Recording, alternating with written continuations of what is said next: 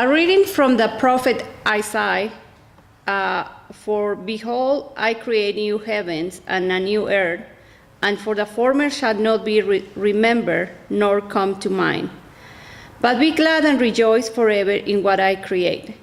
For as the days of a tree, so shall be the days of my people, and my elect shall long along the work of their hands. They shall not labor in vain, nor bring forth children in trouble, for they shall be the descendants of the blessed of the Lord, and their offspring with them. As the new heavens and the new earth that I make will endure before me, so will your name and descendants endure. All mankind will come and bow down before me, says the Lord. It shall come to pass that before they call, I will answer, and while they are still speaking, I will hear. The wolf and the lamb shall feed together. The lion shall eat a straw like the ox, and dust shall be in the serpent's food. They shall not hurt nor destroy all my holy mountain, says the Lord.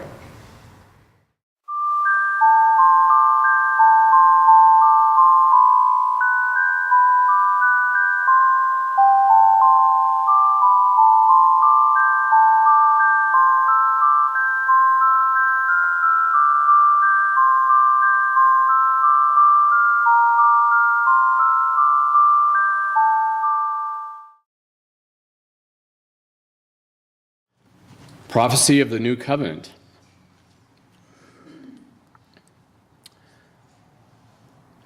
Two eagles came from their nest high in the craggy height overlooking the south sanctuary, and they were seen to perch on a tall white wooden cross situated atop one of the slopes. And again the voice of the divine presence spoke to the man's spirit concerning the liturgy of the Second Advent Church. And the man recorded these words in the sacred teachings of light. On the second day of February, in the 20th year of God's appearance, as heralded by the resurrected child Christ, manifesting in the newborn Son, encircled in a rainbow and marked with the cross of enlightenment, the man stood in company with the companions of the way, under a cloudy sky awaiting the sun. Again, the two eagles were seen to perch on the same cross, and the sun did rise brilliant and beautiful to behold. And on this day of the vigil, the man was impressed by the divine word, and he wrote down the prophecies of things to take place on earth before the final advent of God, who would make his full appearance in the heavens, following the judgment in the end times.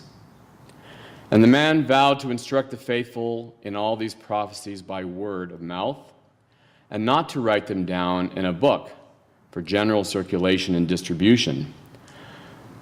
For the prophecies went beyond the written word and could only be understood by those living the way under the oaths and vows of the order. He pledged to reveal those prophecies and revelations concerning future times and events that would transpire after his own lifetime to his immediate successor, and oblige him to transmit these prophecies and revelations orally, exactly as given to his successor.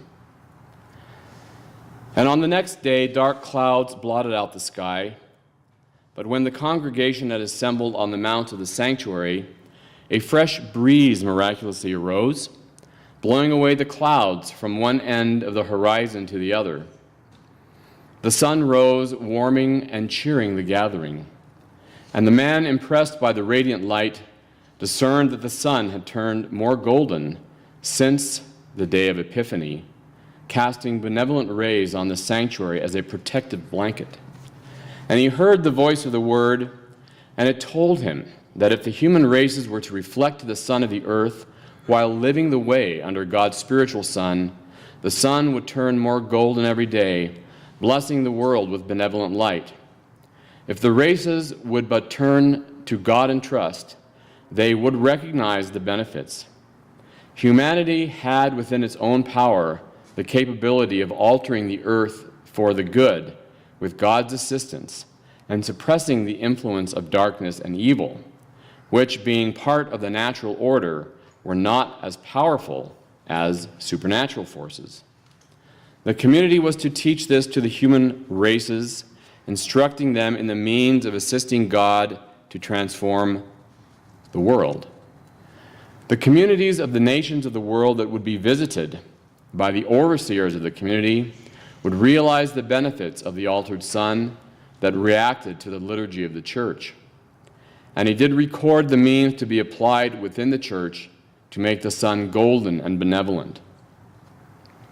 On the 6th day of the vigil, clouds hung over the sanctuary at first light, but the sky cleared at the rising of the sun. And on the 4th day of February, which saw the community gathered on the hills of the sanctuary, the voice spoke to the spirit of the man on the matter of the Antichrist. And he wrote down in the book he carried all those prophecies pertaining to the church on how the Antichrist was to be recognized, and how the church, in unison with God's spiritual image and word, and by using the material sun, was to counteract and oppose the powers of darkness and all those in league with it.